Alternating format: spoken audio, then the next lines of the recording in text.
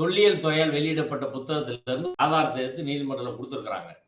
அதுல தீபத்தூண்ன்ற தலைப்புல என்ன இருக்குன்னா, மலையடிவாரத்திலிருந்து மலைக்கு சென்றால் பாதி வழியில் தீபத்தூண் ஒன்று இருப்பதை காணலாம்.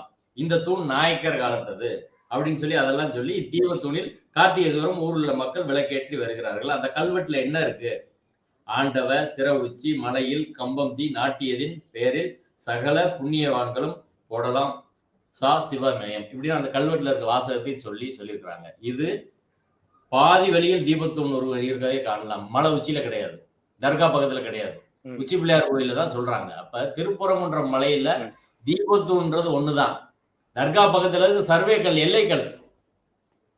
எல்லைக்கல்ல தீபத்தூண்னு நீதிபதி முடிவு பண்றாரு. அவர் எப்படி முடிவு பண்றாரு நம்மளுக்கு கேள்வி. என்ன ஆதாரம் நீதிமன்றத்திலே சமர்ப்பிக்கப்பட்டது?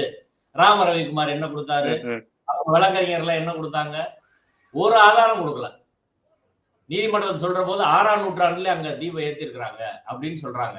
வெளியில பேசும்போது என்ன சொல்றாங்கன்னா 2ஆம் உலக போருக்கு முன்னாடி அங்க தீபம் ஏத்தி இருக்கிறாங்க. ரைட்டு. அதுக்கான கல்வெட்டு ஆதாரம் கொடுத்துருக்கீங்களா? புத்தக ஆதாரம் கொடுத்துருக்கீங்களா? ஏதாவது செப்பேடுகள் ஏதாவது இருக்கா? யாராலும் ஆய்வாளர் சொல்லியிருக்காங்களா? திருப்பரங்குன்றத்தை பத்தி 1989 ஒரு பிஹெச்டி தீசிஸ் பண்ணியிருக்காங்க நாகப்பா நாச்சியப்பன்றவர். அவரும் தீபத்தூண் என்று இதைத்தான் குறிப்பிடுகிறார். இதை நான் நீதிமன்றத்துல தாக்கல் பண்ணேன். இப்ப ரெண்டிலேயுமே தீபத்தூண் என்பது ஒன்றுதான். இன்னொரு தீபத்தூண் என்பது கற்பனை.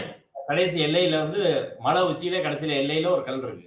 அந்த கல்ல தான் இப்ப அதுக்கு போறதுக்கு வழியே கிடையாதுங்க. நீங்க எப்படி அங்க கார்த்திகை தீபம் தூண் வைக்க முடியும்? அதுக்கு போறதுக்கு வழியே கிடையாது. தர்கா வழியில தான் நீங்க போகணும். தர்கா நெல்லித்தோப்பு வழியில தான் உள்ள போகணும். அங்க போய் எப்படி வைப்பாங்க? சரி, அப்படி இருந்தா அங்க ஒரு கல்வெட்டு இருக்கணும்ல, இல்ல கோயில் தல புராணத்துல இருக்கணும்ல, இல்ல கோயில் நிர்வாகம் அதை ஒத்துக்கணும்ல. கோயில் நிர்வாகமே அதை ஒத்துக்கிறல. அந்த இடத்துல ஏற்ற வழக்கமே கோயில்ல கிடையாது. பல நூறாண்டுகளாக நினைவு தெரிந்த காலம் முதல் இந்த கோயில் தோன்றியது முதல் உச்சி பிள்ளையார் கோயில் தான் நாங்க ஏற்றுறோம். ஏன்னா உச்சி பிள்ளையார் கோயில் கருவறைக்கு நேர் மேலாதான் உச்சி பிள்ளையார் கோயில் தீபத்தூண் இருக்கு, அங்க ஏற்றுவதுதான் சரியானதுன்னு சொல்றாங்க. இப்ப இதை ஏன் நீதிமன்றம் ஏற்க மறுக்குது?